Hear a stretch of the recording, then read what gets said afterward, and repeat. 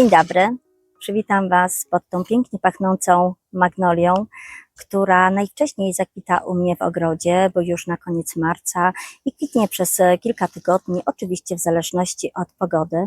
Na swoim kanale mam odcinek o tej niezwykłej magnolii stylata.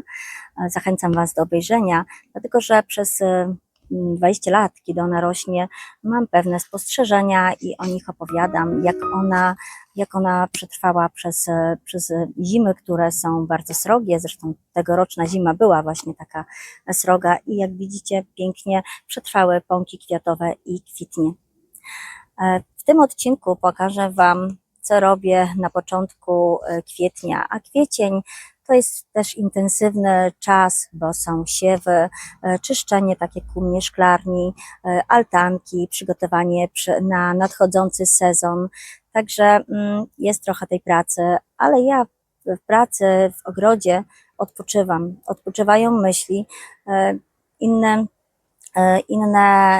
inaczej się pracuje, kiedy kopie się w ogródku, kiedy się grabi, kiedy się przycina. Jest to dla mnie czas odpoczynku. Oczywiście przejdziemy się po ogrodzie, pokażę Wam, co teraz kwitnie, co się rozwija, tak więc zapraszam do oglądania odcinka. Tu różne cząstki się już rozrosły, takie wielkie kępy, a przy nich pierwiostki. Na te pierwiostki czekam, bo są naprawdę niespotykanie piękne. Rosną w takich grupach i nawet jak one mają jeszcze pąki nierozwinięte, one tworzą taką rozetę liści, która też jest również dekoracyjna, a jak rozrosną się kwiaty na takich długich szypułkach, to jest naprawdę bardzo urocze. No oczywiście, jeżeli ślimaki nie przyjdą i nie postanowią sobie zrobić tutaj stołówki. To są przepiękne żonkile, one są miniaturkowe, bardzo fajne do dekoracji, do doniczek i mają, ja nie wiem, z 10 cm łącznie z kwiatem maksymalnie. Się rozrastają też łatwo w ogrodzie. To są jedyne żonkile, które u mnie się rozrastają i nie chorują. Jedne krokusy przekwitają, inne zakwitają.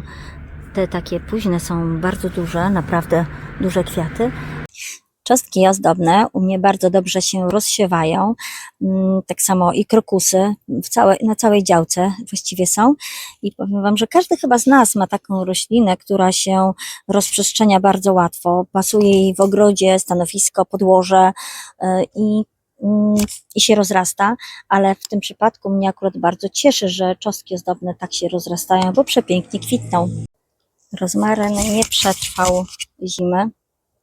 Była sroga zima, ale rzeczywiście te rozmaryny, nie wiem, może w innej części Polski, to akurat jest część północno-wschodnia, więc też inaczej, inne są zimy. W tym roku to nawet wszędzie była sroga zima, ale u mnie nie przetrwał, bo może był w doniczce, był przykryty w szklarni, jednak było trochę za zimno. Szachownica cesarska, pomimo że nie kwitnie, wydziela taki specyficzny zapach, niezbyt przyjemny przynajmniej dla mnie, ale najważniejsze, że nie lubią tego zapachu nornice. Jest to zapach odstraszający je.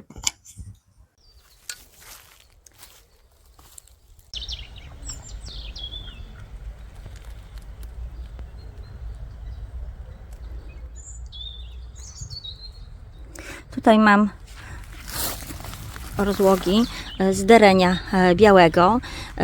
Widać, ona się bardzo dobrze ukorzeniła, bo wypuszcza nowe pędy. Ona ma 2 lata, ta odnóżka. I teraz wystarczy odciąć od tego pędu matecznego. I właśnie to zrobię. Przetnę i będę mogła już sobie zabrać stąd doniczkę. Więc na przykład przecinam tutaj. Zaraz. O, mam. I teraz wystarczy jeszcze korzenie oswobodzić z gleby.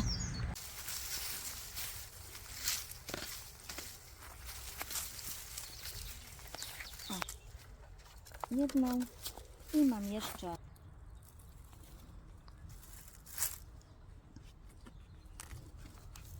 tu mam kolejną.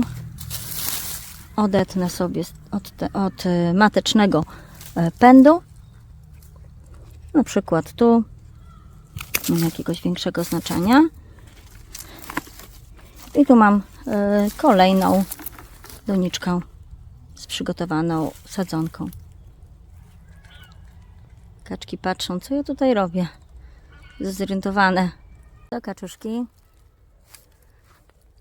Nie będę Wam już tu przeszkadzać. Sobie pływajcie i jedzcie. Obrazki włoskie mają soczystą zieleń. One nie boją się mrozów, śniegu. Nawet w zimie potrafią mieć liście. Jedynie trochę zwiędną, ale ogólnie są bardzo odporne. Mam na swoim kanale odcinek o nich. Zapraszam do obejrzenia. Liliowce przepięknie są zielone. Rosną naprawdę w bardzo podmokłym podłożu, ale widać, że się rozrastają, czyli im to odpowiada. Z roślin ogrodowych, które są zimozielone, to bluszcz im najbardziej smakował. Wszystkie te listki zostały do wysokości 1,5 metra obgryzione. No i dobrze, że miały co jeść. A ja wezmę ten nawóz, który zostawiły, bo te bobki to jest nawóz. Wezmę, przysypię, rozsypię pod hortensję.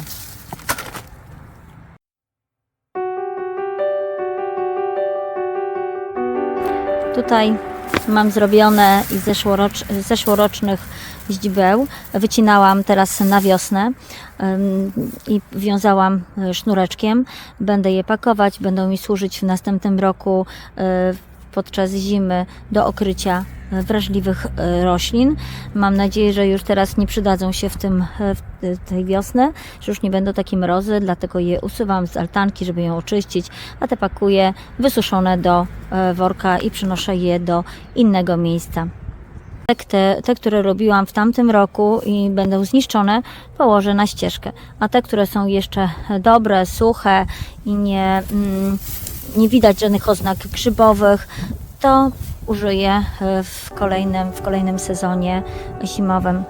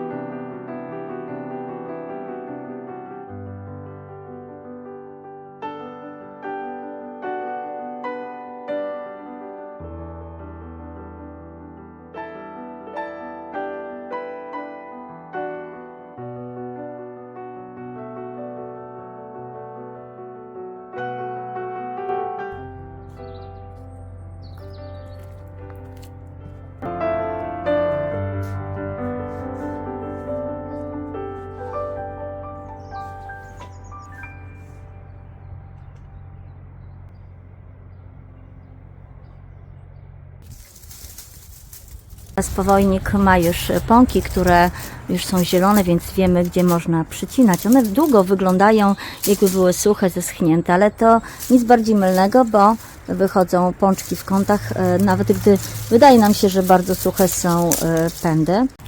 O, tutaj obetnę, tu już są, widzę, że albo malutkie pąki, albo w ogóle przytnę nad pąkami, które są takie duże, już puszczają pędy, więc po prostu tnę w ten sposób. O, tak. I tak wygląda po przycięciu. Tu listki, te suche można sobie poskubać. One opadną, ale tak, żeby tu nie szpeciły.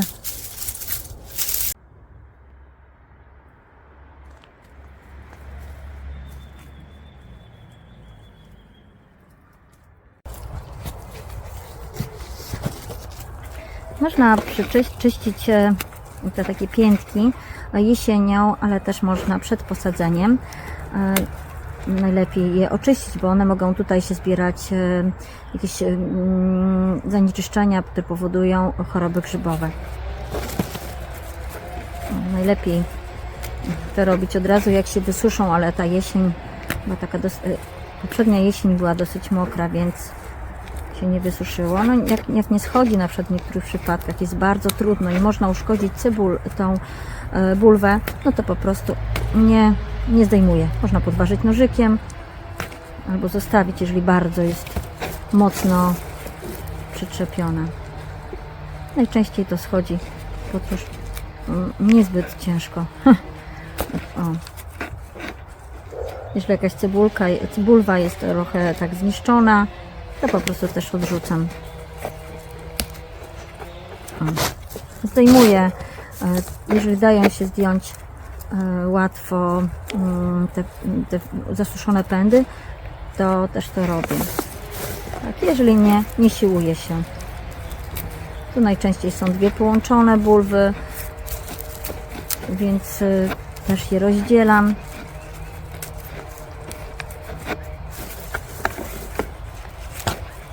Jeżeli kupujecie, to one są oczyszczone, a jak samemu się produkuje, to niestety no troszeczkę trzeba popracować. To jeszcze tutaj spróbuję oderwać, nie siłuję się, żeby nie uszkodzić pędu. Szczególnie to jest ważne, jeżeli już zaczyna się ciepło i wtedy one zaczynają rosnąć, te kiełki. Tu natomiast są jeszcze takie niewyrośnięte, więc można spokojnie sobie oderwać. To powoduje, że po prostu, jeżeli to zrobimy, to że szybciej po prostu kiełkuje. No tu na przykład, tu gdzie łatwo idzie, to jest ok. No i dobrze, mam przygotowane, mogę iść sadzić. I to wyrzucę. Tu wykopałam w ziemi. Był mieczek, bulwa mieczyka.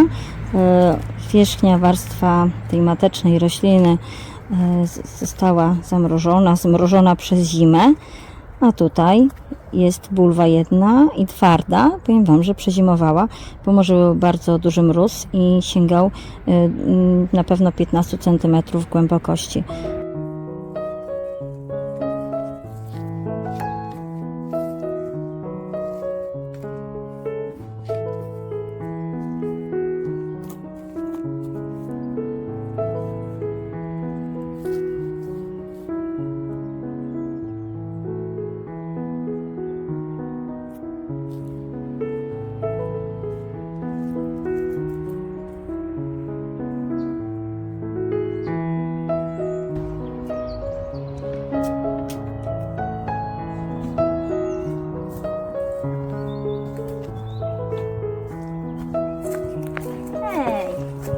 Gdzie?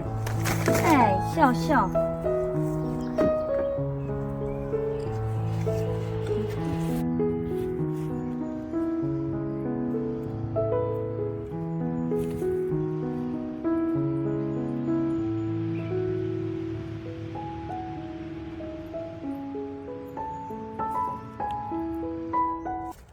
Czego wyrywam te są, nie lubię ich, bo są takie dla mnie śmieciuchy, mają takie białe gwiazdki, ale naprawdę tak się rozmnażają w ogrodzie, nie mogę ich się pozbyć.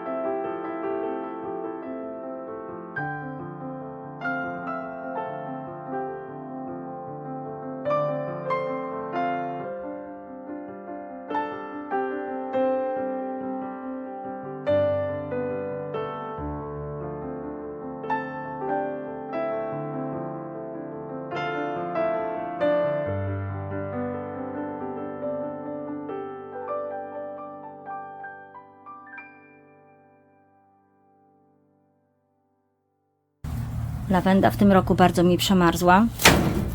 Ona też nie była na jesień przycinana tym razem.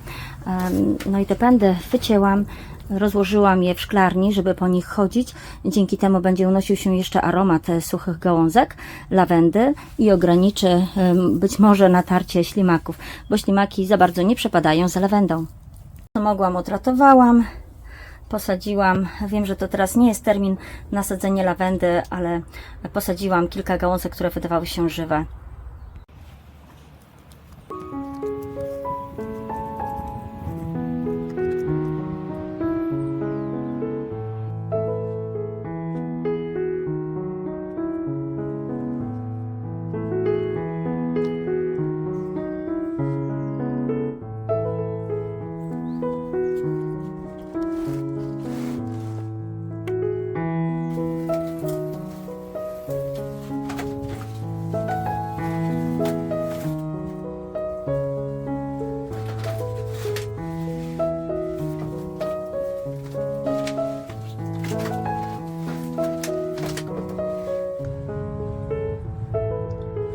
Część wysiałam tam, gdzie są etykietki, a resztę przygotowałam na inne siewy. Tu jeszcze nic nie kiełkuje, ale przykryte jest. Siałam na razie kwiaty, rumianek, rzodkieweczkę. Sieję też pomidorki koktajlowe. Może i dość za późno, ale nie miałam wcześniej możliwości. Dlatego, że było bardzo zimno. Zobaczymy, co wzejdzie.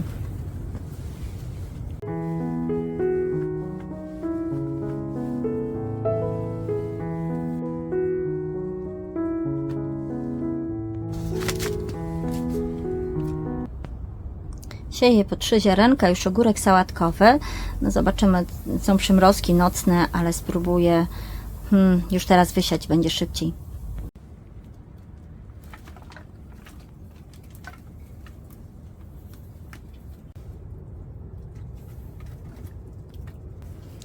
Wraz z ogórkami sieję koper. I przykrywam jeszcze warstwą ziemi.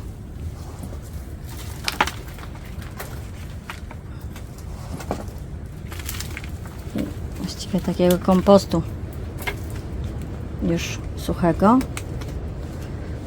Przyklepuję i podlewam.